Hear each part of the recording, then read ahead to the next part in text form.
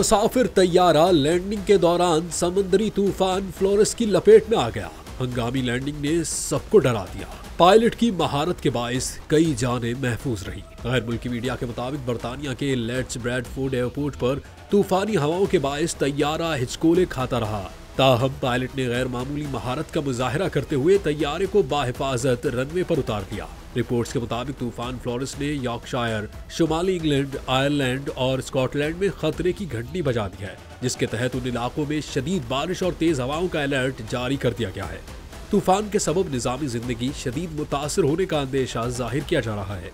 मुतादिद flights, ट्रेनें और अवामी तकरीबात मनसूख कर दी गई हैं, जबकि शहरियों को गैर जरूरी सफर से गुरेज की हिदायत की गई है। माहिरीन मौसमियात का कहना है कि आइंदा 48 घंटों तक तूफानी सूरत हाल बरकरार रह सकती है, जिससे मवासलाती निज़ाम में मजीद रुकावटें आने का इम्कान है।